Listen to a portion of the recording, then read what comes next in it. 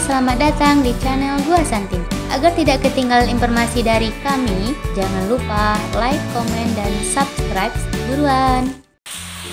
Halo teman-teman, kembali lagi dengan saya Gua Santi. Nah, pada kesempatan kali ini saya akan menginformasikan hal penting buat teman-teman yang ingin mendaftar sebagai Nusantara Sehat tim, baik Nusantara Sehat individu atau Nusantara Sehat COVID. Ini informasi buat teman-teman semuanya, bahwa sebelum mendaftar, teman-teman itu terlebih dahulu harus memikirkan teman-teman maunya mengabdi sebagai Nusantara Sehat COVID kah, atau Nusantara Sehat individu kah, atau Nusantara Sehat tim kah. Nah, buat teman-teman yang baru lulus kuliah, bebas pengennya mengabdi sebagai Nusantara Sehat tim boleh, sebagai Nusantara Sehat COVID boleh, sebagai Nusantara Sehat individu boleh. Tetapi buat teman-teman yang sudah menikah, mereka hanya bisa mengabdi di Nusantara Sehat individu dan Nusantara Sehat COVID. Mereka tidak bisa mengabdi di Nusantara Sehat tim. Nah, ini buat teman-teman yang sebelum mendaftar harus mengetahui dan mencari tahu informasi sebanyak-banyaknya, itu tentang apa sih Nusantara Sehat COVID, apa sih Nusantara Sehat individu, apa sih Nusantara Sehat tim. Nah, sekali lagi saya informasikan hal penting dan hal yang harus saya tegaskan.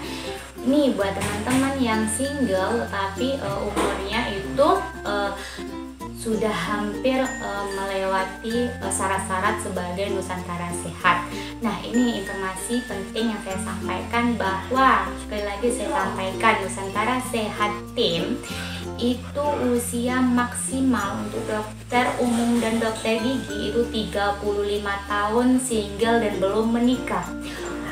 Kemudian untuk tenaga kesehatan lainnya itu adalah 30 tahun, single dan belum menikah, dan 6 bulan setelah penugasan baru boleh menikah. Itu adalah syarat dari Nusantara Sehat tim.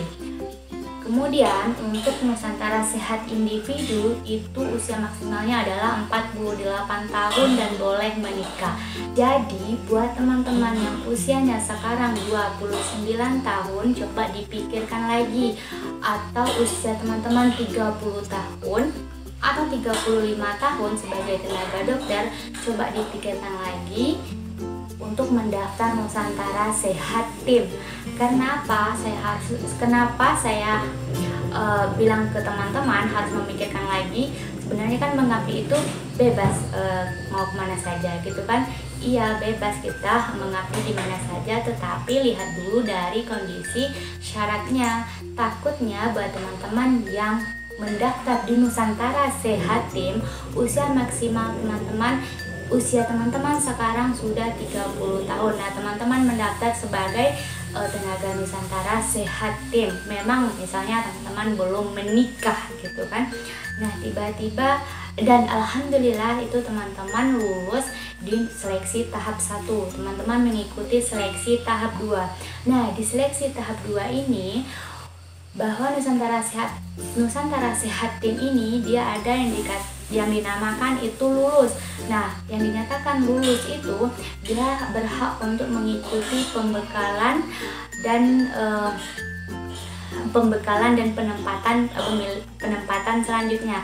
Tetapi ada yang dinamakan itu adalah sebagai lulus tunggu atau lulus cadangan. Nah, lulus cadangan ini teman-teman memang sudah lulus di tahap administrasi, tahap seleksi kedua.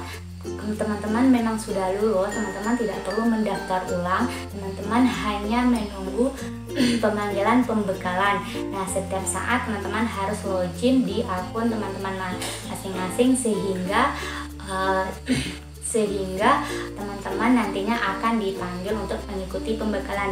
Nah, berapa lama pemanggilan pembekalan untuk peserta tunggu ini atau peserta cadangan ini, itu nanti tergantung dari peserta sebelumnya, ada yang mengundurkan diri atau tidak, atau ada yang lagi kekosongan tenaga kesehatan atau tidak. Nah, di sini yang saya takutkan apabila usia teman-teman 30 tahun mendaftar, lulus cadangan di seleksi tahap 2, Nah, kita tidak bisa menjamin bahwa sebulan 2 bulan teman-teman akan dipanggil untuk melakukan pembekalan. Bisa saja nanti teman-teman setahun baru bisa melakukan pembekalan. Nah, itu setahun baru teman-teman atau 2 tahun baru teman-teman dipanggil untuk mengikuti pembekalan. Nah, pada saat 2 tahun teman-teman mengikuti pembekalan ternyata teman-teman sudah menikah, otomatis kan teman-teman tidak bisa lagi untuk mengikuti Nusantara Sehat Team. Nah, jadi buat teman-teman yang usianya hampir memenuhi usia maksimal syarat Nusantara Sehat Team, saya menganjurkan untuk mengikuti Nusantara Sehat Individu. Nah, kalau untuk Nusantara Sehat Individu ini dia pesertanya itu lulus tidak lulus gitu kan. Kalau lulus teman-teman dipersilakan untuk mengikuti pembekalan, tinggal memilih hari pembekalan.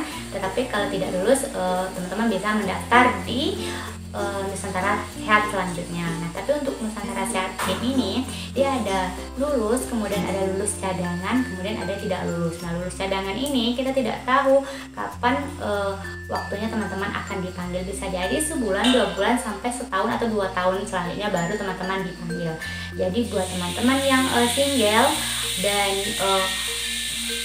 dan sudah usianya sudah hampir